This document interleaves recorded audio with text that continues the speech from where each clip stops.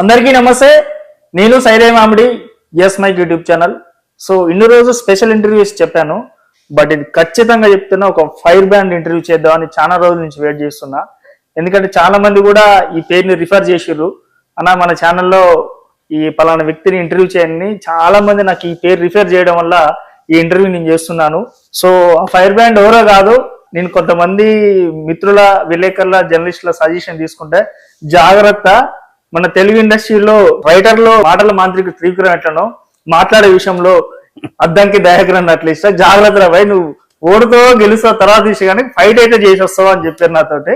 So already మీకు అర్థమైపోయినాలే. So ఈ రోజు నేను ఇంటర్వ్యూ చేయబోయే వ్యక్తి, సో కాంగ్రెస్ పార్టీకి సంబంధించి టీపీసీసీ ప్రధాన కార్యదర్శి అద్దంకి దయాకర్ గారిని ఈ రోజు నేను ఇంటర్వ్యూ చేస్తున్నాను. అన్న నమస్తే. నమస్తే సైదనా. సో ముందుగా నేను ఒకటే అన్న, మిమ్మల్ని టీపీసీసీ ప్రధాన కార్యదర్శి గాని ఇంటర్వ్యూ నాకు స్టార్ట్ చేయాలా, సినిమా హీరో అని ఇంటర్వ్యూ స్టార్ట్ చేయాలా? అద్దంకి దయాకర్ గా ఇంటర్వ్యూ చెయ్యి. ఫస్ట్ రౌండ్ లోనే పంచిపడ్డది నాకు. సో ఎనీవే, నాకు లిటరల్ గా చాలా హ్యాపీగా ఉందన్న ఈరోజు మిమ్మల్ని కలవడం అనేది. నిజంగా నాకు చాలా మంది సజెస్ట్ చేసారు మిమ్మల్ని ఇంటర్వ్యూ చేయాలని. సో ఏదన్నా కుళ్ళ అడుగుతాను నేను కొన్ని. ఎస్ మైక్, సూర్యాపేటలో మంచి అంటే ఏమంటాం ఇంటర్వ్యూస్ లో మంచిగా ఉందని చెప్పి నా మిత్రులు కూడా చెప్పిండ్రు. కాబట్టి సరే, అంత హైదరాబాద్ మీడియాకి ఎక్కువ సమయం ఇస్తాం కాబట్టి, సూర్యాపేట అంటే మనం పుట్టిన గడ్డ కాబట్టి, అందుకని మీకు అవకాశం కాదు, అక్కడ మన వాళ్ళకి ఇంకా దగ్గర కావడానికి మిమ్మల్ని ఆహ్వానించిన.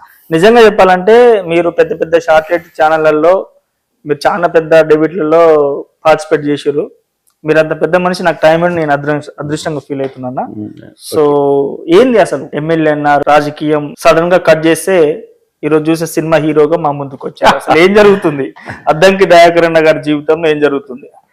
అద్దంకి దయాకర్ అన్న జీవితం డెఫినెట్ గా ఒక మంచి మార్పులతో కూడిన, ఒక నిరంతరం అప్డేట్ అవుతున్న దయాకర్ అన్న జీవితం చాలా హ్యాపీగానే ఉంది. పొలిటికల్ లైఫ్ లో ఎమ్మెల్యే, ఎంపీ, మంత్రి, ముఖ్యమంత్రి అండ్ కేంద్ర మంత్రి, లేదంటే ఏదైనా మంచి పోస్టులలో ఉండడం అనేది సక్సెస్ కు ఒక తార్కాణంగా అందరు చూస్తారు. కానీ అద్దంకి దయాకర్ పదవి రాకున్నా కూడా ఒక బ్రాండ్ గా మారడం అనేది నా స్పెషాలిటీ. దాంట్లో పదవి అనేది ఈ రోజు రాలేదు, రేపు రాదు అనేది ఏం లేదు. కానీ పదవి కోసమే పాకులాడేటోడైతే అద్దంకి దయాకర్ కాదు. సూర్యాపేటలో చదువుకున్నప్పుడు ఒక మామూలు నెమ్మికల్లు విద్యార్థి, వీలైతే నూతన్ కల్మాన్ తుంగతుర్తి నియోజకవర్గంలో చదువుకున్నాను నేను 4th to 10th. 10th intermediate degree Suryapet. Bus pass లో వచ్చిపోయి ఒక సామాన్య యువకుడు ఈరోజు రాష్ట్రంలో చర్చ అయింది. సో అది గ్రేట్ గా ఫీల్ అవుతాను. చాలా మంది, కొంతమంది ఎమ్మెల్యేల పేర్లు చెప్పమంటే, పలానా నియోజకవర్గం ఎమ్మెల్యే పేరు చెప్పమంటే ఆ నియోజకవర్గంలో చెప్పని వాళ్ళు ఉంటారు. బట్ అద్దంకి దయాకర్ టుడే ఒక సోషల్ మూమెంట్ లీడర్ అయిండు. At the same time Telangana movement లో కీలకంగా ఉండే నాయకుడు అయిండు. కాంగ్రెస్ పార్టీకి వచ్చి ఒక 10 మంది ముఖ్య నాయకులు ఉంటే కాంగ్రెస్ పార్టీలో దయాకర్ ఒక అయిండు. ఆ 10 మందిలో కూడా 10 రాని ముఖ్య నాయకుడు అయిండు. అటు తర్వాత ఇప్పుడు మీకు అనూహ్యంగా బ్రేకింగ్ ఏంది, సినిమా హీరో అయింది. నిజంగా ఈ సినిమా హీరో అంత షాక్ ఉన్నా, నిజంగా చెప్తున్నా. ఆ ఏరియా మొత్తం తుంగతుర్తి నియోజకవర్గం గాని, సూర్యాపేట నియోజకవర్గం గాని, అటు మన ప్రాంతం అంతా కూడా అసలు ఆ షూటింగ్ ఎప్పుడు జరిగిందో ఏమైందో కట్ చేసి పక్కన వచ్చి చూసేసరికి అసలు అద్దంకి దయాకరేనా ఈయన కాదా, ఇంత స్మార్ట్ ఉండేది ఇంత అంటే, ఇప్పుడు మనం కలిసినప్పుడు క్యాజువల్ గా హ్యాండ్ అన్న ఏంటంటే చర్చించుకుంటాం సమస్యలు, కానీ మనం అందంగా ఉన్నావా అని మనం చూసుకోం కదా. సడన్ గా అంత స్మార్ట్ గా, అంత అందంగా, అసలు ఏందన్నా హీరో పొలిటికల్ లీడర్ నుంచి అని సినిమా హీరోగా ఎట్లా మారారు మీరు? అయితే ఇది 2020లో 2020లోనే జరిగింది. కరోనా కంటే ముందు ఇది బయోవార్ నేపథ్యంతో ఒక సోషియో పొలిటికల్ మూవీ తీయాలనే ఆలోచన బొమ్మకు మురళి గారు, ఇప్పుడు మన ప్రొడ్యూసర్ అండ్ డైరెక్టర్ గారు ఆలోచించి, దానికి ఎవరైతే బాగుంటది అని చెప్పి కొంచెం పొలిటికల్ గా, తర్వాత కొంచెం జనంలో తెలిసిన వ్యక్తి ఉండాలని చెప్పేసి దేశం మొత్తం కూడా ఆలోచించింది. ఇది ఎందుకంటే ఇది మల్టీలింగ్వల్, అంటే ఒక 5-6 భాషలలో వచ్చే మూవీ. డైరెక్ట్ పాండే స్టార్ట్ అయిపోతారు కాబట్టి అట్లా ఎవరని ఆజాద్ని, మన ఉత్తరప్రదేశ్ ఇప్పుడు ఎంపీ అయిండు, జిగ్నేష్ మేవాని మనోడు గుజరాత్ ఎమ్మెల్యే, తర్వాత కనయ్య కుమార్ను బీహార్, వాళ్ళను చూసిన తర్వాత నేటివిటీ ఒక సమస్య, డైరెక్టర్కి ఏంటంటే ఈ యాక్టింగ్ ఉండాలి వీళ్ళు అంటే. నాకు కూడా నేనేం యాక్టర్ని కాదు, అదే నాకు అదే సో పొలిటికల్ లీడర్ గా ఉన్న వాళ్ళు, కొంత చరిస్మాటిక్ గా ఉన్న వాళ్ళని చూస్తే ఊకే ఎందుకు ఇది మనోడు పారంజిత్ ని హీరోగా పెట్టి పారంజిత్ తో తీయాలని ఒక దశలో అనుకున్నాడు తమిళ్. తర్వాత ఏది ఆయన ఏదో ప్రాజెక్ట్ ఒప్పుకున్నాడు, ఆయనకు టైం లేదు అప్పుడు నన్ను అన్నాడు, అడిగిండు. నేను కూడా మీలాగానే బ్రేకింగ్ షాకింగ్ లెక్క నేనేనా సినిమానేనా అని. అంటే ఎప్పుడో సూర్యాపేట మనము నల్గొండలో అప్పుడు ఉన్నప్పుడు ఏదో కొంత ఏదో అనుకున్నాం. అఫ్ కోర్స్ డిఎన్ఏలో యాక్టింగ్ ఉన్నది, డాడ్ యక్షగానాల్లో, అటు సత్య హరిశ్చంద్ర, అర్జునుడు, రాముడు, కృష్ణుడు ఇట్లాంటి వేషాలు ఊర్లోనే కాకుండా కొంచెం మన జిల్లాలో కూడా అటు ఇటు కృష్ణా జిల్లా వరకు కూడా పోయి వచ్చే పరిస్థితి ఉండేది అప్పుడు. సో ఆ డిఎన్ఏ ఉంది కానీ దానికి ఎప్పుడు మనం అన్ఫోల్డ్ చేయలే. సో ఎంసీఏ టైంలో అనుకుంటే ఏదో ఒక ప్రయత్నం చేసినప్పుడు మనోడే సోలిపేట కేద్రి, మనోడి పేరు నాగార్జున రెడ్డి సంథింగ్ చెప్పి, ఈ మంచి కెరీర్ ఉన్నప్పుడు సినిమాలు ఎందుకన్నా మీరు చదువుకోండి అని చెప్పి అప్పుడు ఇచ్చిండి. అయిపోయిన తర్వాత యాక్సిడెంటల్ గా మనోడు అడిగిండు. సో అది కొంచెం లీన్ టైం 20 అంటే 18 ఎలక్షన్స్ అయినాయి, 19 తర్వాత 20 లీజర్ గానే ఉన్నాం, 23 ఎలక్షన్స్ కదా. సరే ఒప్పుకుందాం, పని అయిపోతుంది కదా, ఏముంది, ఎక్కువ సమయాన్ని ఇచ్చే అవకాశం కూడా ఉన్నది అని ఒప్పుకోవడం జరిగింది. అంటే కొందరు విమర్శించే విధానం ఎట్లుందంటే, అద్దంకి దయాకర్ గారికి ఇక అంటే రాజకీయంలో అంటే కాంగ్రెస్ పార్టీలో ఏం పదవి ఇవ్వట్లేదు కాబట్టి ఇక నాకు తెలిసి కాంగ్రెస్ పార్టీతో అద్దంకి దయాకర్కి ఏం పని లేదు, ఇక పోయి సినిమాలు తీస్తుండు. 2020 అది ఇప్పుడు కదా మా ప్రజల ముందుకు వచ్చింది. అది ఎప్పటి నుంచో చాలా మందికి తెలియదు. అంటే దాదాపు 2020లోనే దాన్ని అది గాంధీ భవన్ లో షూట్ చేసినప్పుడే తెలుసు చాలా మందికి. కాకపోతే మీరు అన్నట్టుగా గ్రామ స్థాయికి తెలియదు. సో ఇది ఇప్పుడు ఇది సెకండ్ కంప్లీట్ అయ్యి 6-7 months అవుతున్నాయి.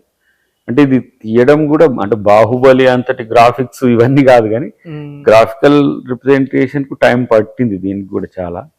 తర్వాత దీని మ్యూజిక్ కీరవాణి గారు ఆ మధ్యన వారి అమ్మవారు పరమపదించడం, తర్వాత మా మురళి గారి తల్లి గారు కూడా మరణించడం, కొన్ని అవాంతరాలు. ఎలక్షన్స్ ముందు చేయాలనుకున్నప్పుడు నేను 3-4 నెలల ముందు నుంచే ఢిల్లీ వాట ఇదంతా ఉండడం వల్ల కొంత డిలే అయింది. అటు తర్వాత ఇప్పుడు ప్రీ ఎలక్షన్ ఈ మూవీ రిలీజ్ కావాలి. సో దానికి కొన్ని అవాంతరాలు ఎదురైనాయి. తర్వాత కొత్తగా ఏంటంటే కొన్ని చేంజెస్ అవసరం ఉండే. ఇప్పుడు కూడా ఆగస్ట్ సెప్టెంబర్ కూడా కొంత చేంజెస్ ఉంటాయి, క్లైమాక్స్ చేంజెస్ ఉంటాయి. Maybe August ending or September అట్లా చేస్తాం కానీ ఇది ఇప్పటి సినిమా కాదు, చాలా రోజులైంది తీసి కూడా. ఆల్మోస్ట్ ఆల్ 2020 అక్టోబర్ నవంబర్ నుంచి. సో రోల్ 62 days మనకు కాల్ షీట్స్ అయినా కూడా మళ్ళీ దాన్ని గ్రాఫిక్స్ తీసేటప్పుడు కొంత వాటికి వీటికి సమయం పట్టేది. తర్వాత ఎవరైతే ప్యాడింగ్ ఆర్టిస్టులు ఉంటారో ఇప్పుడు సుమన్ గారి టైం దొరకడానికి కొంత సమయం పట్టింది, శుభలేఖ సుధాకర్ గారు డేట్స్ని బట్టి. తర్వాత నా కాంబోలో నేను మళ్ళీ ఎంత లీజర్గా ఉన్నా మళ్ళీ పొలిటికల్ గా ప్రోగ్రామ్స్ ఉన్నప్పుడు కనెక్ట్ కానప్పుడు మళ్ళీ so almost all 2.5 years movie అయింది. కాబట్టి ఎవరో ఇప్పుడు అనుకున్న విమర్శకులు పాప మిత్రులు వాళ్ళకి తెలియదు అది 2020లో. సో రాజకీయాలు మేజర్, సినిమా అనేది ఇది రాజకీయమే. దయాకర్ని చూస్తారు మీరు, దాంట్లో రియల్ దయాకర్నే చూస్తారు, అంతేనా? అంతే. అంటే మీకు పెద్ద తేడా అంటే యాక్టింగ్ ఏం లేదు అంటే నా పాత్ర నేనే కదా. అద్దంకి దయాకర్ కదా దాంట్లో. సేమ్ ఒక రకంగా చెప్పాలంటే సెమీ బయోపిక్ అనాలి, అంతేనా? అంటే ఇప్పుడు రాజశేఖర రెడ్డి గారి పాత్రలో మమ్ముట్టి గారు నటిస్తారు, అద్దంకి దయాకర్ పాత్రలో అద్దంకి దయాకరే నటించిన సినిమా. నా చదువు, నా నేపథ్యం అంతా సూర్యాపేట, నల్గొండ, తుంగతుర్తి ఇవన్నీ ఉంటాయి దాంట్లో. కాకపోతే ఫాస్ట్ ఫార్వర్డ్ ఏదో అట్లా ఉంటుంది. సో నా రోల్ నేనే పోషించిన అనమాట. అది ఆయన దాన్ని ఎంచుకున్న మార్గం చెప్తున్నా కదా. ఇన్ని రకాల తర్వాత దాన్ని మనం ఒప్పుకున్నాం కాబట్టి మిత్రులకు చెప్పండి, 24లో ఏది టికెట్ రానప్పుడు తీసిన సినిమా కాదు, దీనికంటే ముందే తీసింది. సో అన్న ఏంది మరి ఇప్పుడు ఇంత నాలెడ్జ్ ఇంత ఉన్న అద్దంకి దయాకర్ అన్న ఎమ్మెల్యేగా ఎందుకు సక్సెస్ కాలేకపోతారు? కొంచెం ప్రేమలు ఎక్కువైనాయి అందుకని రావట్లేదు. కొంతమంది ప్రేమలు ఎక్కువైనాయి కాబట్టి అవన్నిటి సరి చేసుకునే సమయం కూడా ఉన్నది, పెద్ద సమస్య ఏం కాదు. అఫ్ కోర్స్ అంటే అది నేను జోక్గా చెప్తున్నా కానీ 2014లో మనం ఎట్లా ఓడిపోయినామో తెలియదు తుంగతుర్తి, కానీ 2018లో సీరియస్గా మీకు సూర్యాపేట మార్కెట్ కమిటీలో ఉన్నాయి ఇంకా ఈవీఎంస్ తీసేయాలి వాటిని, ఇంకా అది అట్లనే ఉన్నాయి. అక్కడ కొంచెం రాజకీయ కుట్రలు ఉన్నాయి. అఫ్ కోర్స్ రాజకీయంగా మనల్ని అడ్డుకోవడానికి చేసే ప్రయత్నాలు ఎవరు చేస్తుండ్రో నాకేం తెలియదు, కానీ నేను వాటిని ఏం పట్టించుకోను. అది ఇంకోటి ఏంటంటే మనము అవకాశాలు రావు అని ఏదో నెగిటివ్ వేతో లేని నేను అవకాశం కొరకు చూస్తున్నా ఏ అవకాశాన్ని మనకి ఇస్తారనేది. సో ముఖ్యమంత్రి గారే నాకు దగ్గర ఆత్మీయుడైనప్పుడు నేను పదవుల కొరకు వెంపర్లాడడంలో అర్థం ఉండదు. ఆయన కూడా ఒక బహిరంగ సభలో నా గురించి చెప్పిన తీరు మీరు గమనించింది కదా. సో అది వారి చేతికి, తర్వాత కాంగ్రెస్ పార్టీ అధిష్టానం చేతికి నేను ఇచ్చిన, ఎందుకంటే వాళ్ళు ఎప్పుడు నిర్ణయం తీసుకున్నా కూడా అంతే. సక్సెస్ కాకపోవడం కంటే కూడా రాజకీయాల్లో మనం గెలవాలంటే మనమే కాదు కారణం, చాలా ఫ్యాక్టర్స్ ఉంటాయి. అవును, ఖచ్చితంగా. అది ఇప్పుడు మొన్న 2023లో చూసుకుంటున్నా ఇది అంటే క్లారిటీ, ఎందుకంటే మొన్న ఆడియో ఫంక్షన్ లో కూడా మీరు అంటే మంత్రి కోమటిరెడ్డి వెంకరెడ్డి గారు మీరు చాలా క్లోజ్ గా మాట్లాడుకోరు, అందరు కూడా చూసిరు, ప్రజలు గమనించారు. 2023లో లిటరల్ గా మాట్లాడుకుంటే 2023లో అద్దంకి దయాకర్ గారికి ఎమ్మెల్యే టికెట్ రాకపోవడానికి కోమటిరెడ్డి వెంకరెడ్డి గారే కారణమా? కాదు. పక్కనా? మరి ఎవరి కారణం అని చెప్పను, కానీ ఆయన మాత్రం కారణం కాదు. కోమటిరెడ్డి వెంకరెడ్డి గారు అయితే కాదు, క్లీన్ చిట్ పక్క. నా యొక్క ఎస్మై యూట్యూబ్ ఛానల్ ద్వారా నేను సూర్యాపేటలో నేను బ్రేక్ చేసేయి మొత్తం షార్ట్ చేసి, ఎందుకంటే ఐ నో సంథింగ్. బట్ ఎవరు అడ్డుకున్నారు అనే దానికంటే ఎవరు వాళ్ళకి ఇప్పించుకోవాలనుకున్నారు అనే దాని కోణం నుంచే చూస్తా. Okay okay. దయాకర్ పైరవి చేయడు, దయాకర్ అఫ్ కోర్స్ ల్యాబింగ్ ఏం పెద్దగా పట్టించుకోడు, దయాకర్ ప్లెయిన్ టెక్స్ట్ గా ఉంటాడు. 2014లో నేనేమి మేడం గాంధీని నేను టికెట్ అడగలేదు, అమ్మ మీకు సేవ చేయడానికి నేను సిద్ధంగా ఉన్నా. వారు ఆహ్వానించినప్పుడు దామోదర నరసింహ గారు అప్పుడు డిప్యూటీ సీఎంగా నన్ను తీసుకుపోయి కలిపిండ్రు. నేను అవకాశం, నీకు మంచి అవకాశం ఇస్తా, నువ్వు జాయిన్ గా అంటే జాయిన్ అయిపోయినా. వారే ఎమ్మెల్యే టికెట్ ఎంపీ వాటితో ప్రకటించింది. మళ్ళీ ఎమ్మెల్యే లిస్ట్ అప్పుడు పోయింది, పోతే మళ్ళీ ఆమె పిలిచి టికెట్ ఇచ్చి పంపించింది. సెకండ్ టైం కూడా నేను టికెట్లు అప్లై చేసుకునేది ఏం లేదు అప్పుడు. Okay okay. తక్కువతో అప్పుడు మనం ఎంత 2300తో ఓడిపోయినాం. సో అది తక్కువ ఓడిపోయింది కాబట్టి దయాకర్కి ఇవ్వడం మంచిది అనుకొని వాళ్ళే తర్జన భర్జన పడ్డరు. నేను ఎక్కడో నేను ఏంటి గోకర్ణకు నేను మా ఆవిడతో పాటు ఫ్యామిలీ మేము పోతే అక్కడికి ఫోన్ వచ్చింది, మీరు వార్ రూమ్కి అందుబాటులో ఉండండి అని. ఆ రాత్రి పోయిన నేను.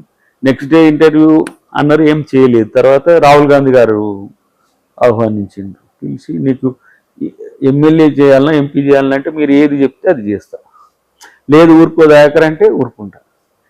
వేరే వాళ్ళకి టికెట్ ఇచ్చింది అనుకోండి, నాకు టికెట్ ఇచ్చినట్టే నేరుగా అక్కడికి వెళ్ళి నేను ప్రచారం చేస్తా అని చెప్పిన. మొన్నగాడ సామిల్ గారికి ఎట్లా గెలిపిస్తా అని చెప్పిన, వారికి అదే చెప్పిన అప్పుడు కూడా. సో నేను డిసిషన్ తీసుకుంటా, నువ్వు వెళ్ళు అన్నాడు. నేను మనం హైదరాబాద్ రాకముందే టికెట్ అనౌన్స్ అయింది, కంటెస్ట్ చేసినాం అంతే. అంటే నేను ఇప్పుడు 23 కూడా నేను స్పెసిఫిక్ గా అప్లై చేసుకోవాలి కాబట్టి అప్లై చేసుకున్నాం. దాంట్లో 4th లిస్ట్ లో లాస్ట్ నేమ్ తుంగతుర్తి. అసలు క్రైమ్ థ్రిల్లర్ అసలు అంతకు మించి ఒక సినిమా క్లైమాక్స్ మనది ఏదైనా క్లైమాక్స్ మజా వచ్చింది.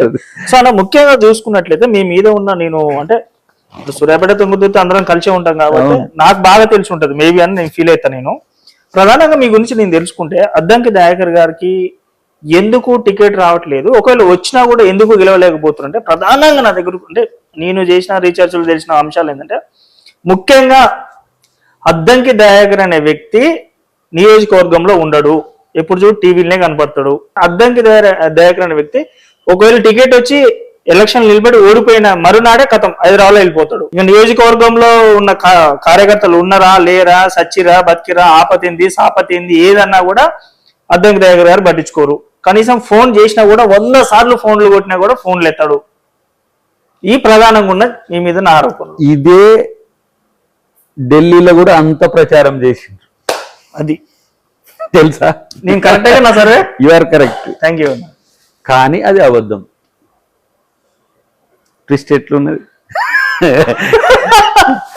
ఎందుకు దయాకర్ తుంగతుర్తికి రావట్లేదని ఒక్కడైనా అడిగిండా? దయాకర్ ఎందుకు తుంగతుర్తికి రాడు, ఎందుకు రాలేకపోతున్నాడు, వచ్చినప్పుడు గొడవలు ఎందుకైనా ఒక్కళ్ళని అడిగిందా?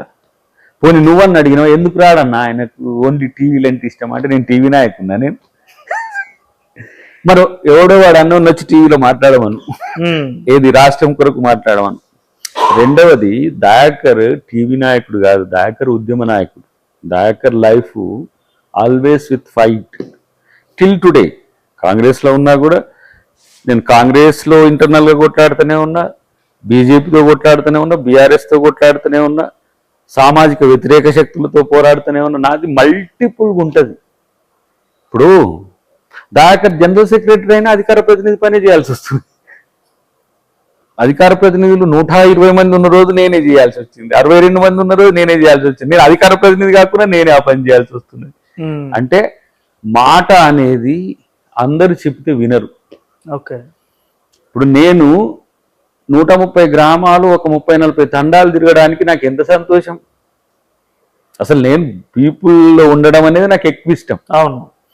తుంగతుర్తికి రాలేకపోయిండు ఏంటి అని ఏ ఒక్కరు కూడా ఆలోచించలే.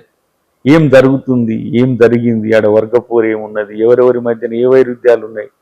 దయాకర్ లాంటి ఒక స్టేట్ ఫిగర్ వచ్చి తుంగతుర్తి గల్లీలో కొట్టాడాల్సిన పరిస్థితి ఎందుకు వచ్చింది, తాను అక్కడికి పోతే ఫ్యామిలీ మీద దాడి ఎందుకు జరిగింది, ఏ రోజైనా ఎవరైనా ప్రశ్నించిందా? సో అది ప్లెయిన్ టెక్స్ట్గా నేను పోయి పరువు తీసుకొని ఎప్పుడు గౌరవం ఉన్నట్టే ఉండాలి. బట్ ఆడ నాకు బాధ్యత ఉంది.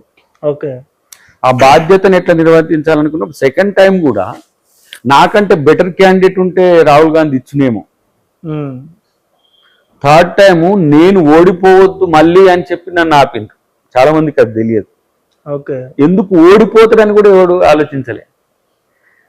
New persons on that time వచ్చి మందుల సామెలే 50,000తో గెలవగలిగింది. దయాకర్ అంటే పార్టీ నువ్వు ఈ రాష్ట్రంలో కాదు, 2 తెలుగు రాష్ట్రాల్లో నువ్వు ఎక్కడికి పో దయాకర్ అంటే ఒక జన ప్రభంజనం ఉంటుంది. నా తుంగతుర్తిలో నాకుండదని నేను అనుకోను. కానీ నేను తుంగతుర్తికి పోలేకపోయింది ఎందుకని మాత్రం మళ్ళీ ఒకసారి నువ్వు పోయినాక తుంగతుర్తి పల్లెలను అడుగు. అద్దంకి దయాకర్ గారిని తుంగతుర్తిలో అడుగు పెట్టనీయకుండా చేస్తున్న ఆ పెద్ద తలకా ఎవరు? అసలు ఆ దాంట్లో అక్కడ ఉండే వర్గపోరే నన్ను అక్కడికి పోకుండా చేసింది. I'm not the part of ఏమంటారు వర్గానికి సంబంధించి నేను కాను. పొన్నాల లక్ష్మయ్య గారు పిసిసి ప్రెసిడెంట్ ఉన్నప్పుడు పొన్నాల లక్ష్మయ్య గారు మనిషిని, ఉత్తమ్ కుమార్ రెడ్డి గారు పిసిసి ప్రెసిడెంట్ ఉన్నప్పుడు నేను ఉత్తమ్ కుమార్ రెడ్డి గారి మనిషిని, రేవంత్ రెడ్డి గారు పిసిసి ప్రెసిడెంట్ ఉన్నప్పుడు రేవంత్ రెడ్డి గారి మనిషిని. నేను పార్టీ మనిషిగా ఉంటా. రేవంత్ రెడ్డి గారు వర్గంగా కొంతమంది అన్నారు, కానీ మరి ఉత్తమ్ కుమార్ రెడ్డి గారు పిసిసిగా ఉన్నప్పుడు నేను ఇంకా ఆయనకే ఎక్కువ సమయం ఇచ్చిన. సో నేను లీడర్ బేస్డ్ పార్టీ. ఇప్పుడు ఏఐసిసి ప్రెసిడెంట్ మల్లికార్జున ఖర్గే గారు అంటే ఖర్గే గారు మా నాయకుడు, రేవంత్ రెడ్డి గారు పిసిసి ప్రెసిడెంట్ కాబట్టి రేవంత్ రెడ్డి గారు మా నాయకుడు. ఇప్పుడు ముఖ్యమంత్రి కాబట్టి పిసిసి ఎవరు వస్తే పార్టీ నాయకుడిగా వారికి గౌరవం ఇచ్చి వాళ్ళు చెప్పింది చేస్తాం, ముఖ్యమంత్రిగా వీరికి గౌరవం ఇచ్చి వీళ్ళు చెప్పినట్టు చేస్తాం. సో పార్టీ మెన్ గా ఉంటా. రెండవది, తుంగతుర్తి విషయంలో నాది జీవితకాల బాధ్యత, నాట్ ఓన్లీ కంటెస్టెడ్ టైం బాధ్యత కాదు, మై లైఫ్ టైం. ఎందుకంటే నేను పుట్టి పెరిగింది తుంగతుర్తిలో. అఫ్ కోర్స్ ఇప్పుడు టెక్నికల్గా నా ఊరు సూర్యాపేటకు రావచ్చు, బట్ నా చదువు నా విద్య నేను అంటే పుట్టినప్పుడు నేనున్న ఊరు తుంగతుర్తే. నేను పోటీ చేసే వరకు వచ్చినప్పుడు తుంగతుర్తిలో నా విలేజ్ ఇటు వచ్చిన, నా డాడ్ది అంతా కూడా అరవపల్లి మండలం, మా మమ్మీ విలేజ్ పుణ్యమికల్. సో టెక్నికల్ గా నాకున్న బంధం అంటే నూతనకల్లో చదివినప్పుడు అటు మధ్యరాల నుంచి ఇటు ఎర్రవాడ నుంచి ఇటు ఎడవెల్లి ఇటు పాతలపాడు వరకు ముకుందాపురం వరకు నాకంతా నేను తిరిగిన ప్రాంతాలు ఇది తుంగతుర్తి కేంద్రకంగా అంటే మీన్స్ నూతనకల్ కేంద్రకంగా నాదంతా ఈ ఎరీనా ఉంటుండే. ఓకే. సో అది నా జీవితకాల బాధ్యత. ఇప్పుడు నేను రేపు అది జనరల్ అయింది అనుకోండి, కానీ తుంగతుర్తి పట్ల నా బాధ్యత పోకుండా ఉండదు, బాధ్యత ఉంటది. ఎందుకు? అది బర్త్ ప్లేస్ కాబట్టి. సో చాలా మంది ఏమనుకుంటారంటే ఇక తుంగతుర్తికి వస్తాడా దయాకర్, తుంగతుర్తితో ఏం పని, మళ్ళీ ఏదో టికెట్ ఇస్తారు. ఎక్కడ టికెట్ ఇచ్చినా అది నేను వేరే దగ్గర టికెట్ ఇస్తానని నేను తీసుకోలే. తీసుకుంటే నేను తుంగతుర్తి నుంచి తీసుకోవాలి, పోటీ చేస్తే ఆ నుంచి పోటీ చేయాలి. అది మనం పుట్టిన నేల. ఇప్పుడు నేను ఎక్కడికైనా పోయింది అనుకోండి, దయాకర్ ఇక్కడికి ఎందుకు వచ్చింది నాన్ లోకల్ అంట. సపోజ్ ఒక 2-3 ఆప్షన్స్ ఇచ్చింది, నో, నాకు తుంగతుర్తి ఇవ్వలేకపోతే నేను పోటీ చేయను. ఇంకో ఆప్షన్ ఎంచుకోను హైదరాబాద్ సంథింగ్ అని అంటే ఇవ్వగలిగితే తుంగతుర్తి, లేకపోతే ఇంకోటి అవసరమే లేదు. ఎవరికైతే తుంగతుర్తిలో ఇస్తారో వాళ్ళని గెలిపేయడానికి ప్రయత్నం చేస్తాను. ఇదే నా వాదన. అయితే ఇప్పుడు మిమ్మల్ని తుంగతుర్తి నియోజకవర్గానికి రానియకుండా అడ్డుపడుతున్నారు కొందరని మీరు అంటున్నారు కదా. అయిపోయింది కదా, ఇంకెక్కడిది కదా, ఇంకేది, అది అయిపోయింది, ఎపిసోడ్ కథం అయిపోయింది. ఇప్పుడు ప్రజల సమస్యలు ఎట్లా తెలవాలి? ఇప్పుడు సామేల్ గారు ఎమ్మెల్యేగా ఉన్నారు, వారు ఏ స్థాయిలో వారు నిర్వర్తించగలిగి వారు చేస్తారు. వారిని దాటి నా దగ్గరికి వచ్చే చాలా తక్కువ. తర్వాత మాకు ఉత్తమ్ గారు లోకల్ జిల్లా ప్రెసిడెంట్, అంటే జిల్లా మంత్రి, సూర్యాపేట జిల్లాకు సంబంధించిన మంత్రి. దామోదర్ రెడ్డి గారు ఎడ్జసెంట్ గా ఉంటాడు. ఆయన ఎప్పుడు తుంగతుర్తిని సూర్యాపేటను ఆల్మోస్ట్ ఆల్ ఎప్పుడు కూడా ఈక్వల్ గా తిరుగుతూనే ఉంటాడు. ఆయన సూర్యాపేటలో పోటీ చేసిన తుంగతుర్తిలో పోటీ చేసిన సూర్యాపేట ఆయనకు అదొక. తర్వాత వెంకటరెడ్డి గారు ఉమ్మడి జిల్లా మంత్రిని, వారు ఉమ్మడి భువనగిరి సీట్కు ఆయన కంటెస్ట్ చేసి ఉన్నాడు. రాజగోపాల్ రెడ్డి గారు కూడా ఇటు ఎమ్మెల్యే అయినా, మునుగోడు ఎమ్మెల్యే అయినా కూడా కాంటాక్ట్స్ పెద్ద లీడర్లు అంతా ఉన్నారు నల్గొండలో. ఇప్పుడు వాళ్ళని దాటి నా కాడికి రావాల్సిన అవసరాలు తక్కువ ఉన్నా, వచ్చినప్పుడు వాళ్ళకి నేను సహకరించడం నేను చేయాల్సింది. సో చాలా మంది వస్తారు, చెప్తాం, వాళ్ళకి అయ్యే పనులు అయితే దీంట్లో మ్యూచువల్ కోఆర్డినేషన్ తోని. ఇప్పుడు నేను తుంగతుర్తికి ఏంది చిన్న బిడ్డని, ఇప్పుడు నేను చిన్న కొడుకు లెక్క ఉంటది. నిన్ను వస్తే ఏమంటాం, మనం ఏమైనా కార్యాలకు విజిటర్ గా అక్కడికి వచ్చి ఏమైనా సమస్యలు ఉంటే పిలిస్తే వచ్చేది, అది నా బాధ్యత ఎప్పటికీ ఉంటది. ఇప్పుడు కాదు, ఎప్పటికైనా అది. అంటే ఇప్పుడు ఈ టికెట్ రాకుండా అడ్డుకోవడంలో గానీ, అండ్ చూస్తే మీకు తుంగతుర్తి నియోజకవర్గానికి రానియకుండా అడ్డుపడే దాంట్లో కూడా ఇప్పుడు దామోదర్ రెడ్డి గారు అంటే గుర్తొచ్చిన విషయం ఏంటంటే, మీరు ఒకప్పుడు దామోదర్ రెడ్డి గారి మీద SC/SC అట్రాసిటీ కేసు పెట్టిర్రు. సో అది మనసులో ఉంచుకొని కూడా దామోదర్ రెడ్డి గారే మీ మీద ఇట్లా చేస్తున్నారు. రాజకీయాల్లో కొట్టుకున్నోళ్ళు సైతం కలిసిపోతారు. అసలు మనం ఇప్పుడు స్పర్ధలు లేకపోతే కేసులు, తిట్టుకోవడాలు, కంప్లైంట్స్ అనేవి ఏ రాజకీయ పార్టీలో ఉండవు, ఏ రాజకీయ పక్షాల మధ్యన ఉండవు. అసలే దుమ్మెత్తి పోసుకున్న వాళ్ళు వచ్చి మంత్రులైన పరిస్థితులు చూడలేదా? అంటే ఇప్పుడు అంటే ఆ SC/ST ఇప్పుడు దామోదర్ రెడ్డి గారి మీద SC/ST కేసు పెట్టిన దాంట్లో మీరు అండ్ ప్రీతం గారు ఉన్నారు. సో ఈ రోజు చూసుకున్నట్టయితే ప్రీతం గారు సరే ఏజీ పరంగా మీకంటే చిన్న అయినా కూడా ఈ రోజు కార్పొరేషన్ చైర్మన్ అయ్యారు. ఈ రోజు మీరు ఏ పదవి లేకుండా, ఎలాంటిది లేకుండా ఖాళీగా ఉన్నారు. నాకంటే చిన్నోళ్ళు, నాకంటే తక్కువ పని చేసిన వాళ్ళు ఎమ్మెల్యేలు, మంత్రులు, ఎంపీలు కూడా అయినారు. ఏది TRS రెజిమ్ లో ఇప్పుడు కూడా అయినరు, బయట నుంచి వచ్చి కూడా అవుతారు. దయాకర్ కావడం అనేది కొంచెం స్పెషల్ గా ఉంటది. ఎందుకు దయాకర్ గారి మీద ఎందుకు ఇంత కక్ష సాధింపు అనుకోవచ్చా?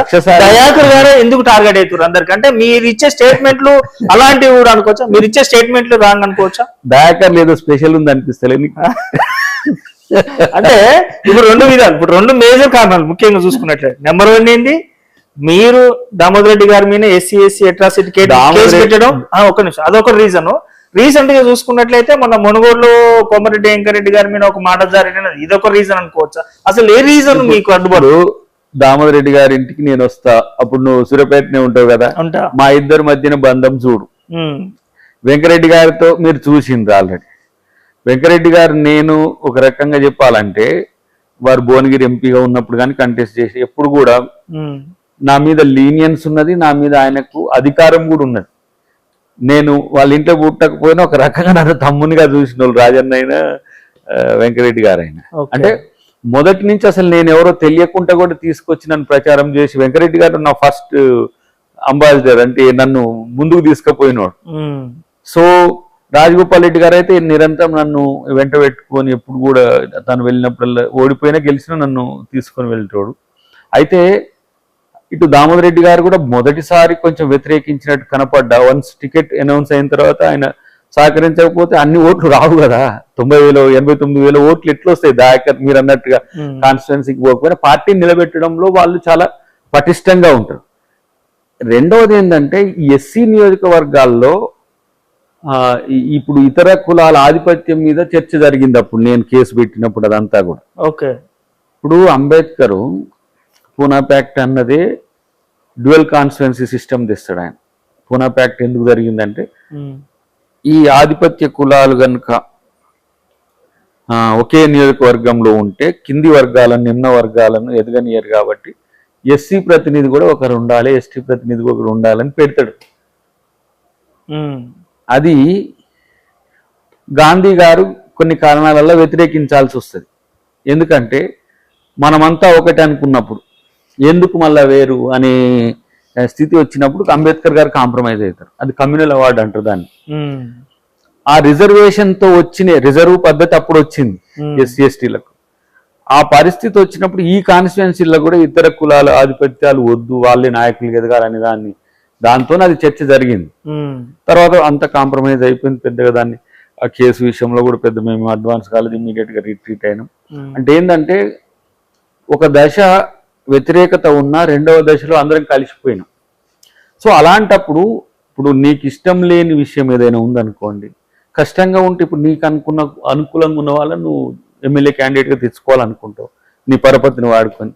నాకే పరపతి వాడుకోవాలని లేదు. తుంగతుర్తి నాకు టికెట్ ఇస్తే పోటీ చేస్తాను. ఏ పరపతి ఉందని నాకు మొదటిసారి ఇచ్చింది, ఏ పరపతి ఉన్నదని సెకండ్ టైం ఇచ్చింది. సెకండ్ టైం నేనేం ఓడిపోలే, త్వరలో గెలుస్తా, ఇంకో 2-3 నెలలు పట్టవచ్చు. కానీ ఇది శవానికి అలంకరణ చేసినట్టు ఉంటది. ఎప్పుడో జరిగిన గెలుపు వస్తుంది హైకోర్టులో, మళ్ళీ అప్పీల్కి పోతారు వాళ్ళు అనుకో.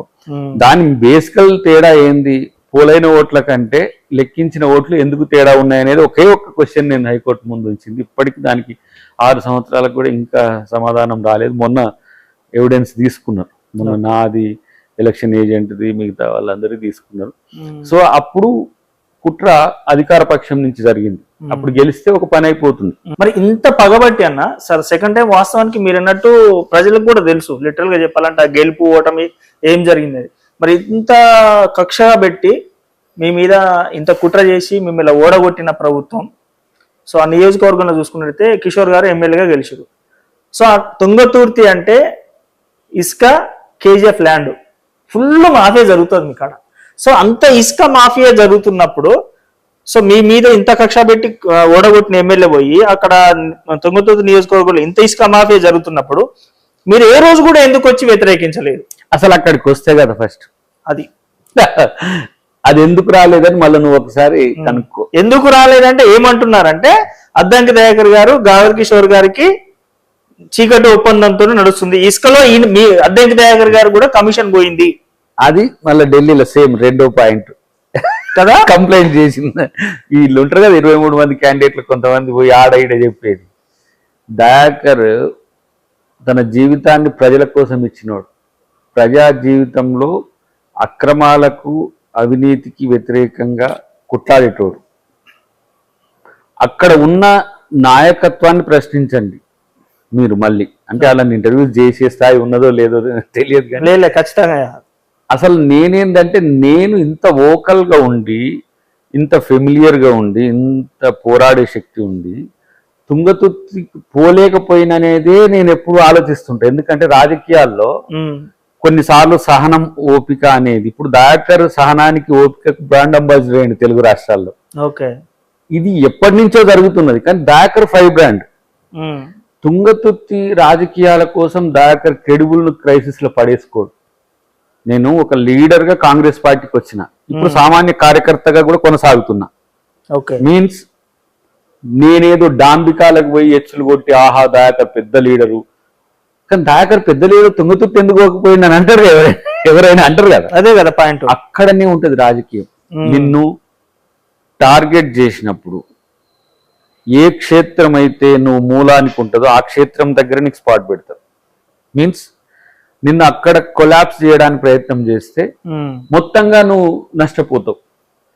నేను తుంగతుర్తి మీద ప్రేమ ఉన్నా, అక్కడికి పోలేకపోవడానికి కారణాలు చెప్పడానికి కొన్ని అడ్డంకులున్నా, పోవాల్సిన అవసరం ఉన్నా, నేను లేకపోతే ఆడ క్యాడర్ లేదనేది కాదు.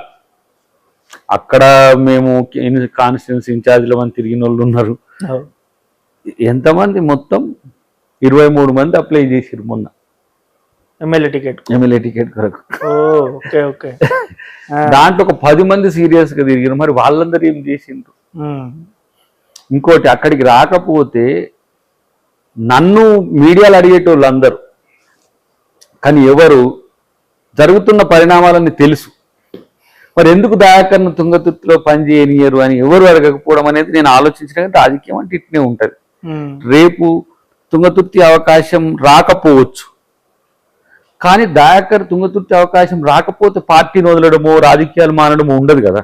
ఇప్పుడు ఏం పదవి లేదు, రాజకీయాలు చేయట్లేనని అట్లా నేను ఆలోచించి దాన్ని పక్కన పెట్టి. ఇంకొకటి ఫ్రాంక్ గా చెప్పాలంటే, ఈ వర్గ రాజకీయాల్లో దయాకర్ ఫిట్ గాడు. ఓకే, దయాకర్ వర్గ రాజకీయాలకు చాలా దూరంగా ఉండాలనుకున్నాడు మొదటి నుంచి కూడా. కానీ నన్ను ఆ కాంట్రాలో గుంజిండ్రు. బట్ నేను కొన్ని సందర్భాల్లో చాలా షూడ్ గా క్రూకెడ్ గా కూడా ఉంటా. అంటే మొన్న 2023లో కూడా 2023లో కాంగ్రెస్ పార్టీ నుంచి నువ్వు టికెట్ తెచ్చుకో, సో అద్దంకి దయాకర్ గారికి కాంగ్రెస్ పార్టీ నుంచి టికెట్ వస్తే గాదర్ కిషోర్ గెలవచ్చు అని గాదర్ కిషోర్ గారి దగ్గర అద్దంకి దయాకర్ గారు 7 కోట్ల రూపాయలు తీసుకుని టికెట్ కోసం ఢిల్లీ వేరు. వాళ్ళు ఫాల్తుగాళ్ళు కొంతమంది ఎవరు అంటుంటారు, అవన్నీ చిల్లర కేసాలు. లైట్ గా తీసుకోవాలి వాటిని. దయాకర్ని కొన్ని దమ్ము కిషోర్ కాదు, కేసీఆర్కే లేదు. కిషోర్ కాడ కాంప్రమైజ్ కావాల్సిన అవసరం దయాకర్కే ఉంటుంది. కేసీఆర్ అంటే మాతో కలిసి పని చేసిన మిత్రుడు అంటున్న కేసీఆర్, ఎందుకంటే ఆయన మిత్రమా అంటుండే కాబట్టి. సో అసలు కిషోర్ను విమర్శించకపోవడానికి కూడా కారణం ఏంటంటే, కాంట్రా లేదు, ఆయన నన్ను ఓడగొట్టిన ఆయన కాదు, గెలిచిన ఆయన కాదు. ఓడగొట్టినోడు వీడే, గెలిపించినోడు వీడే, నాకు తెలుసు. కాబట్టి పిచ్చుక మీద బ్రహ్మాస్త్రం లెక్క ఉండదు. ఇంకోటి, కిషోర్ నా పట్ల గౌరవంగా ఉంటాడు, కరెక్ట్, అది వాస్తవం. కానీ కిషోర్ని విమర్శించాల్సిన పరిస్థితి నాకెప్పుడు రాలే. అక్కడ వచ్చి కొట్లాడుతుంటే కిషోర్ని విమర్శించేటోళ్ళు, ఇసుక కాడికి పోతుంటే, లేకపోతే ఇల్లు కట్టలేదు ఎందుకని అంటుంటే, లేకపోతే ఇంకా ఏమైనా స్థానిక సమస్యల మీద కొట్లాడుతుంటే. బట్ అక్కడికి నన్ను రానిచ్చింది ఎప్పుడు? ఫస్ట్ టైం గెలిచినా మళ్ళా విజిటింగ్ ప్రొఫెసర్ లెక్క మళ్ళా వెనకకి వస్తుంది, అది పోటీ చేసి. మళ్ళీ సెకండ్ టైం పోటీ చేసినాక కూడా ఈ వర్గ రాజకీయాలే. ఇటువైపు ఈ గట్టుకుండాలన్నా ఆ గట్టుకుండాలన్నా అంటే, ఏ గట్టుకుంటే ఇంకో గట్టుకు దెబ్బే. కాబట్టి ఏ గట్టుకుండా కూడా నది గట్టుకున్నా నేను అట్లా. అంటే ఇప్పుడు మిమ్మల్ని తుంగతుర్తి నియోజకవర్గానికి రానియకుండా చేసేది ప్రధానంగా మీ కాంగ్రెస్ పార్టీ నాయకులు, రాజకీయాలే. కాంగ్రెస్ పార్టీ వాళ్ళు రానియట్లేదా మిమ్మల్ని నియోజకవర్గానికి? వర్గ రాజకీయాల్లో మనం ఇన్వాల్వ్ అయితే నష్టపోతాం. ఓకే, ఇప్పుడు వర్గ రాజకీయాల్లో లేకపోయినా నష్టపోయినాం, అది వేరు. ఇప్పుడు రేవంత్ రెడ్డి గారు ఏమో నల్గొండ జిల్లా కాదు కదా. అవును, రేవంత్ రెడ్డి గారు మహబూబ్నగర్ జిల్లా కొడంగల్ నుంచి వారు కంటెస్ట్ చేశారు, మల్కాజ్గిరి ఎంపీ ఉన్నారు, వారు పీసీ. నేను రేవంత్ రెడ్డి గారిని సపోర్ట్ చేసిన, ఎవరిని వ్యతిరేకించాలి. కానీ పార్టీ యాజ్ ఏ హోల్ గా వచ్చినప్పుడు నేను ఎప్పుడూ స్పందించే తీరులో చాలా అగ్రెసివ్గా ఉంటాడు.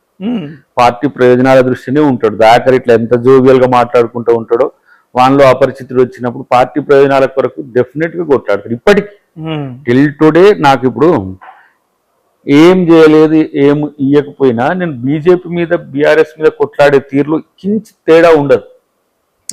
That's my nature.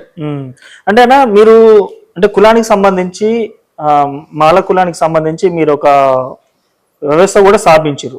అంత స్థాపించి అంటే మీకు ఎంతో ఆలోచన వస్తే గానీ, ఎన్నో సమస్యలు ఎన్నో బాధలు చూస్తే గానీ, నా కులాన్ని ఇట్లా అనగదొక్కుతుర్రు అని ఒక బాధ, ఒక ఆలోచన వస్తే గానీ అలాంటి ఒక వ్యవస్థను స్థాపించగలరు.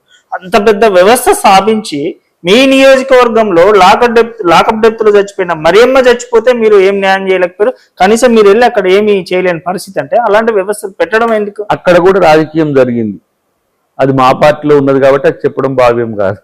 కాబట్టి అది కొన్ని విషయాలు పార్టీకి కూడా ఇబ్బంది అయింది, అవి చెప్పకూడదు. కానీ మరియమ్మ కేసు విషయం అనేది చర్చ వచ్చినప్పుడు తుంగతుర్తికి పరిమితమైంది. కానీ 2 తెలుగు రాష్ట్రాల్లో కాదు, ఉమ్మడి ఆంధ్రప్రదేశ్ లో ఎన్ని సంఘటనలకు దయాకర్ పోరాటం ఉన్నది. సో ఆ సంఘటన కూడా ఒక కాన్స్పిరసీగా మార్చే ప్రయత్నం జరిగింది అక్కడ. మార్చిరు అది ఆల్రెడీ. నేను వెళ్ళకుండా చేసింది. మీరు ఒకసారి ఆ సీన్ రివైండ్ చేసుకొని ఆ మధ్యన జరిగిన సంఘటనలు గుర్తు చేసుకుంటే అది అర్థమవుతుంది. అంటే నేను చెప్పడం అనేది బాగుండదు. ఆ మరియమ్మ సంఘటన అప్పుడు జరిగిన పరిణామాలు కొంత రివైండ్ చేసుకుంటే మీకు అర్థమవుతుంది. Okay okay. అంటే ఇప్పుడు మీరు ఇప్పుడు నేను ఇంటర్వ్యూలో తొంగతుర్తి నియోజకవర్గం గురించి అడిగిన ప్రతిసారి మీరు ఏమంటున్నారంటే నన్ను పోనీయట్లేదు అడ్డుకుంటారు అంటున్నారు. మరి ఇప్పుడు కాదన్నా, ఇప్పుడు కాదు, మొన్న చూసుకున్నట్టయితే మరి ఇంత మీది జాతీయ స్థాయి పార్టీ, ఇక్కడ పిసిసిలు ఇంతమంది ఉన్నారు, ఇన్ఛార్జీలు అందరు కదా, మరి వాళ్ళ దృష్టికి తీసుకోపోలేదా? దృష్టికి ఇంత చిన్న సమస్యను పరిష్కరించలేకపోయారా? ఇచ్చిన కదా బ్రదర్, మీరు ఫాలో కాలేదేమో. ఏసీసీకి 3 మీద కంప్లైంట్ చేసిన కదా, అదొక పెద్ద సెన్సేషన్ అయింది కదా. అప్పుడు ఏఐసిసి ప్రెసిడెంట్ గా అప్పుడు సోనియా గాంధీ గారు ఉన్నారు. అప్పుడు మధ్యన లీన్ టైంలో AICC president, general secretary, AICC అందరికీ ఇచ్చేసినాం. ఎందుకు? నా నియోజకవర్గంలో నేనెందుకు తిరగలేకపోతున్నా నాకు చెప్పాలని. ఓకే. అంటే ఇప్పుడున్న రాజకీయ మీడియా ఏం చేస్తుంది అంటే దాకర్ కంప్లైంట్ చేసింది ఇస్తారు కానీ ఎందుకు కంప్లైంట్ చేసింది అనేది ఒక్కడియలే. అసలు ఏం complaint, content of the complaint ఏంటి అనేది కూడా చెప్పలేదు. అద్దంకి దాకర్ XYZ మీద అని బ్రేకింగ్లు, ప్లేట్ బ్రేకింగ్లు కింద మీద గుద్ది పడేసి కానీ ఎందుకు ఇచ్చిందని కూడా చెప్పలేదు. సో మన వాళ్ళని కూడా చూస్తున్నా కదా, పోనీ టిఆర్పి కోసం చేసి అవన్నీ కాబట్టి పెద్దగా పట్టించుకోవాలి. అంటే ఒక విషయం కరెక్ట్ గా చెప్పండి అన్న, ముఖ్యంగా చూసుకున్నట్లయితే ఎస్సీ నియోజకవర్గాలలో రెడ్డిలకు సపోర్టుగా, రెడ్డిలకు గులాంగిరిగా మాట్లాడితే ఆ నియోజకవర్గంలో ఎస్సీ క్యాండిడేట్ గెలుస్తాడు. సో అద్దంకి దయాకర్ గారు రెడ్డి చూడరు, అగ్ర కులస్తులు చూడడు, ఏ మాట అంటే ఆ మాట్లాడతాడు కాబట్టి టికెట్ రావట్లేదు, గెలుపు రావట్లేదు. ఒకటి, అద్దంకి దయాకర్ కంటే ఎక్కువ మాట్లాడిన వాళ్ళు ఎమ్మెల్యేలు, ఎంపీలు, మంత్రులు, ఒక స్థాయిలో కేంద్ర మంత్రులు కూడా అయింది. ఇప్పుడు గట్టిగా మాట్లాడితే ఇప్పుడు మీ నియోజకవర్గం గెలిచిన మందుల సామేల్ గారు వాళ్ళు కోమరెడ్డి బ్రదర్స్ కి వాళ్ళ కాడికి పోయి అయ్యా నన్ను గెలిపించారు అంటే మేము గెలిపించుకుంటాం అనే ఒక్క మాటతోనే మందుల సామేల్ గారికి టికెట్ వచ్చింది, గెలిచిరు. ఇప్పుడు ఇక్కడ ఒకటి స్పష్టత ఇవ్వాలి, రెడ్లు వర్సెస్ దళిత్స్, రెడ్లు వర్సెస్ బీసీలు, రెడ్లు వర్సెస్ ఎస్టీలు అనేది ఉండదు. లీడర్ ప్లస్ లీడర్ అనేది, లీడర్ వర్సెస్ లీడర్ అనేది ఉంటుంది.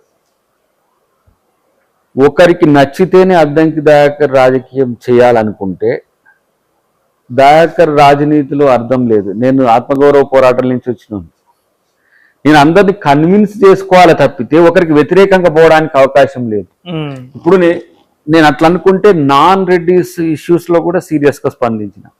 అలాంటప్పుడు వాళ్ళు కూడా ఓడగొట్టడానికి వచ్చి తిరగాలి కదా. కానీ అది కాదు. రాజకీయాల్లో కొన్ని చెప్పలేని ఉంటాయి, అవి ప్రజలకు అర్థమవుతుంటాయి. దయాకర్ ఎందుకు టికెట్ వస్తే ఓడిపోతుండు, టికెట్ రాకుండా పదవి రాకుండా పోతున్నాడు. నేను పట్టించుకోకపోవట్లేదు కాబట్టి దాంట్లో పెద్ద సీరియస్ ఇష్యూ ఉండదా? దయాకర్ రాకపోయినా కూడా ఎంజాయ్ జోగియలుగున్నారు అంటే ఎందుకుంటా? నా లక్ష్యం కేవలం టికెట్, నా వ్యక్తిగత ప్రయోజనమే కాదు, దాంట్లో సామాజిక ప్రయోజనం కూడా ఉండదు. నువ్వు చర్చించే దాంట్లో ఏంటిది? వివక్ష లేదు అని అంటారు కదా, ఉందా లేదా అనేది నువ్వు ఆత్మ పరిశీలన చేసుకో. ఆధిపత్యం లేదు అంటారు కదా సమాజంలో, ఆధిపత్యం ఉందా లేదా అని నువ్వు ఆత్మ పరిశీలన చేసుకో. నాకు అర్థమవుతుంది, బట్ నేను అవకాశం కొరకు ఏదో నన్ను నేను దిగదార్చుకునే ప్రయత్నం చేయను. అంటే మీరేమో ఇప్పుడు మీరు అన్నారన్నా, ఎస్ నేను ఏది వెంపర్లాడను, వచ్చినా రాకున్నా కూడా జ్యువెలర్స్ గా హ్యాపీగా ఉంటాని, సరే మీరు ఏది మైండ్కి ఎక్కించుకొని సరే మనకి ఎట్లా జరుగుతుంటే అట్లా జరుగుద్ది అనేది అని మీరు ఆలోచిస్తారు. బట్ దీన్ని ఇంకా అడ్వాంటేజ్ తీసుకొని ఏం చేస్తున్నారంటే అద్దంకి దయాకర్ గారు టికెట్ రాకపోయినా గెలవకపోయినా హ్యాపీగా ఎందుకుంటుందంటే ప్యాకేజ్ తీసుకొని డబ్బులు కట్టలు తీసుకుంటుంది కాబట్టి అందుకనే హ్యాపీగా ఉంటుంది. ఎంతో చెప్పమని కొంచెం ప్రచారం చేయమని కొంచెం అంతలో రీచ్ ప్రచారం అన్న జరుగుతుంది, అది కూడా ఒక మంచిదే కదా. 100, 50 ఇప్పుడు మొన్న 7 దయాకర్ డిమాండ్ 7 కొంచెం పెంచమను అన్ని ఎవడు 7 కోట్లు కాదంటారా? 7 కోట్లు 70-700 కోట్లు అనమని రాదు. 700 కోట్లు ఇస్తే దయాకర్ కొనొచ్చు కాబట్టి వాడి ఎవడు దయాకర్, నేను చెప్తున్నా దయాకర్ను ప్రేమతో మాత్రమే గెలవగలరు ఎవరైనా. దయాకర్ను డబ్బుతో కొనేది నుండి దయాకర్ ఇట్లా ఉండడు. దయాకర్ రేంజ్ డిఫరెంట్ ఉంటుంది. ఆయన అది ఎవ్వరు ఎంత 1000 కోట్లు ఉన్న వాళ్ళు కూడా నాలాగా ఉండరు. నేను ఇప్పుడు వాళ్ళు పక్కింటి వానికి తెలియని వాళ్ళు కూడా ఉన్నారు. బట్ దయాకర్ గమ్యం అసలు దయాకర్ బ్యాక్గ్రౌండ్ ఒకసారి తెలుసుకోమని వాళ్ళని, ఏది వదిలేసి ఎక్కడికి వచ్చిండో. ఇప్పుడు సూర్యాపేట చెప్తుంది కదా, సూర్యాపేటకైతే తెలుసు కదా, సూర్యాపేట తుంగతుర్తికైతే తెలుసు కదా దయాకర్. కాబట్టి నేను కోట్ల ఆస్తులను వదిలేసుకొని వచ్చినోన్ని ఇట్లాంటి ఏమంటారు చిల్లర మల్ల ప్రచారాలకు దయాకర్ భయపడతాడు, లేకపోతే బాధపడతాడు అనుకునేదాన్ని. ఇంకా చాలా చేస్తారు మీకు, అంటే నేను చెప్పొద్దు కానీ నా దృష్టికి వచ్చి నేను నవ్వుకుంటా అప్పుడప్పుడు మా ఆవిడతో చెప్పి మనకి ఇంత ఉన్నాయట అని. ఇప్పుడు నేను ఇల్లు కూడా ఎవడో ఇచ్చిండని చెప్పి, అంటే వాళ్ళకి ఏంటంటే ఇప్పుడు వాళ్ళ టికెట్ల కోసం పంచాయతీ. దయాకర్ అవినీతి పరుడు, దయాకర్ అసలు మొత్తం ములాఖాత్ అయిపోతాడు, దయాకర్ అసలు మామూలు కాదు, అంత కనపడాడు కానీ సింపుల్ గా అనిపిస్తాడు కానీ 100 కోట్లు ఉన్నాయి దయాకర్ కాదు, ఇట్లా ప్రచారాలు చేస్తారు. కానీ దయాకర్ ఏందో భవిష్యత్తులో తెలుస్తుంది. దయాకర్ ఎప్పుడు కూడా దయాకర్ ను కామెంట్ చేసే పట్ల జాలినే చూపిస్తాను నేను. పాపం పీటి వానికి ఏది దొరకకేదో చెప్పుకొని తిరుగుతుందని. సో అట్లంటే కేసీఆర్ కంటే ఎక్కువ చెప్పినా కదా, కిషోర్ కాదు కదా. నేను నేరుగా అలా నడుచుకుంటూ వెళ్ళిపోయినా కూడా కేసీఆర్ కాదని స్థితి. ఇప్పుడు ఇన్ని రోజులు నేను కేసీఆర్ తో తగవబడ్డ అన్ని చేసిన, ఏ రోజు ఒక్క కౌంటర్ ప్రెస్ మీట్ ఉందా, ఒక కౌంటర్ ఏదైనా నాకు చేసిందా వాళ్ళు? ఎందుకంటే వాళ్ళు చేస్తున్న తప్పు కాబట్టి ప్రశ్నిస్తా. అదే కమిట్ అయినోడు కాంప్రమైజ్ అయిపోతాడు, కూల్గా ఉంటాడు. నా అంత అగ్రెసివ్ గా 10 years లో బీఆర్ఎస్ మీన్స్ టిఆర్ఎస్ మీద కొట్లాడిని చూపించండి. 10 years, 10 years లో. సో మొన్న చూసుకున్నట్లయితే అన్న మీటింగ్ లో బీజేపీ పార్టీ మీద చాలా ఘాటు వ్యాఖ్యలు చేశారు. అది ముఖ్యంగా మీరు దానికి సంబంధించి ఎక్స్ప్లెనేషన్ కూడా ఇచ్చారు. ఆ విషయం ఏంది మీకు తెలుసు. అంటే ఇప్పుడు రాముడు అంటే బీజేపీ వాళ్ళని మీరు ఏమంటున్నారు? రాముడు ఏమన్నా మీ చిన్న ఆయన, సీత ఏమన్నా మీ చిన్నమ్మారా అని క్వశ్చన్ చేస్తే, ఇప్పుడు బీజేపీ వాళ్ళు ఏమంటారు అంటే అద్దంకి దయాకర్ గారు మరి ఏమన్నా రాముడు ఏమన్నా మీ పెదనాయనా లేకపోతే సీత ఏమన్నా మీ పెద్దమ్మనా? రాముడు మా అయ్యా, రామలక్ష్మయ్యే కదా నన్ను కన్నా. నా తండ్రి పేరు రామలక్ష్మయ్య కదా. ఓకే, మా అమ్మ పేరు ఏం పేరు కనుక్కో ఒకసారి ఇంటికాడ. ఇప్పుడు తెచ్చినావు కదా దాంట్లో చూడు మా అమ్మ పేరు ఏముందో. జానమ్మ, ఆమె కన్వర్టెడ్ క్రిస్టియన్. ఓకే, తను. కానీ నా భార్య బంజారా, నా పెద్ద బిడ్డ పేరు ఆత్మజారాం, ఓకే, చిన్న బిడ్డ పేరు ముక్తాశ్రీ, నా కొడుకు పేరు జానకిరామ్ వినయ్. మరి ఈయన బీజేపీ అని చెప్పబట్టి పెట్టినది నేను. మాకు చిన్నయో పెద్దయో కాడ ఈయనకేనా? ఇప్పుడు రాముని బేస్ చేసుకొని మేము ఓట్లు అడగట్లేము కదా కాంగ్రెస్ వాళ్ళు. రామ్ రహీం జీసస్ ఇది మా విధానం, అందరూ ఒకటే. కానీ ఇది హిందూ సమాజం, హిందూ ఓరియంటెడ్ పాలిటిక్సే ఉంటాయి. మేము ఇప్పుడు శిలాన్యాస్ అయోధ్య రామ మందిరానికి చేసింది రాజీవ్ గాంధీ. అంటే ఈ తలకాయ లేని వాళ్ళు 30-40 సంవత్సరాల క్రితం పుట్టినోడు నాది హిందుత్వం, నేను హిందువుని అంటాడు. ఏది ఏమంటాడు కదా, పక్కూరాయనే వచ్చి ఈ ఊర్లో నేది నాదే ఈ ఊరు అన్నట్టు. మరి 150 years ఇండస్ట్రీ ఇక్కడ కాంగ్రెస్ పార్టీ, మాది కాదా? అంటే ఎవరిచ్చి నాకు పేటెంట్ రైట్ ఏమన్నా బీజేపీకి రాసి ఇచ్చిందా? ఏంది హిందూ మతం కేవలం బీజేపీ దాని? వాళ్ళు ఒక party, political party, that's it. RSS అనేది ఒక ధార్మిక సంస్థ అంతే. అట్లాంటివి చాలా సంస్థలు ఉన్నాయి. వాళ్ళు మతంతో రాజకీయాలు చేస్తుండ్రు రాజ్యాంగానికి వ్యతిరేకంగా. మతంతో కులంతో రాజకీయం చేయొద్దన్నప్పుడు మనం ఆటలో ఒక నియమాలు పెట్టుకుంటాం. దీని నుంచి ఇట్లా పోవద్దు, ఇది ఫౌలు, ఇట్లా పోవద్దు, ఇది మురిగిపోతుంది పాయింట్ అని చెప్తాం. వాళ్ళు దాన్ని బట్టే చేస్తున్నారు. కులాన్ని తెర మీదకి తెస్తారు, మతాన్ని తెర మీదకి తెస్తారు. నేను ఒక మిత్రుడు అడిగితే చెప్పిన, ఇంతకు నేను ముస్లిమా క్రిస్టియన్ అని చెప్పు రాబోయే అని చెప్పిన. ఎందుకంటే వీళ్ళు పాకిస్తాన్ ప్రేమికుడు అని ట్రోల్ చేస్తారు. మీరు అది కూడా అమ్మ మరి పాకిస్తాన్ ప్రేమికుడు అంటే ముస్లిం. నేను అమ్మని ఏమో కొత్త పోస్ట్ ఒకటి వచ్చింది ముస్లిం అని. అప్పుడు దయా ఖాన్ అంటే ఇప్పుడు దయాకర్ కాస్త దయాఖాన్ అయితే దయా ఖాన్ వాళ్ళ మనకి అది నచ్చలేదు కదా. జై జీసస్ అని పెట్టి ఏ డేవిడ్ అని పెడతాడు. అవును డేవిడే కదా దయాకర్ పూర్వాంకంలో. మా మమ్మీ వారు పెట్టినప్పుడు మా డాడీ తెలియకుండా మార్చిండే. మా మమ్మీకి కూడా తెలుసో లేదు నాకు తెలియదు. అంటే ఇప్పుడు మీరు ఈ స్టేట్మెంట్ కూడా ఇచ్చారు కదా ఇప్పుడు నేను పాకిస్తాన్ కూడా ప్రేమిస్తారా తప్పే ఉంది, పాకిస్తాన్ ప్రేమిస్తాను అంటే ఇలాంటి స్టేట్మెంట్లు మీకు ఇబ్బందికరంగా కావా అన్న మీ అంటే మీ పొలిటికల్ కెరీర్ కానీ అంటే ఇప్పుడు మీరు నాకు ఒక్కరికైతే కూర్చొని ఎక్స్ప్లెనేషన్ ఇవ్వగలుగుతారు, బట్ బయట ప్రజలు ఏంది అరే దయాకర్ అండి ఏంది పాకిస్తాన్ ప్రేమిస్తాంటాడు. ఇప్పుడు బీజేపీ వాళ్ళను ఏమనాలంటే మంచి పదం అయితే తెలుగులో పిల్లి విత్తిరిగాళ్ళు అనాలి, లేదంటే హాఫ్ నాలెడ్జ్ గాళ్ళు అనాలి. పాకిస్తాన్ అనేది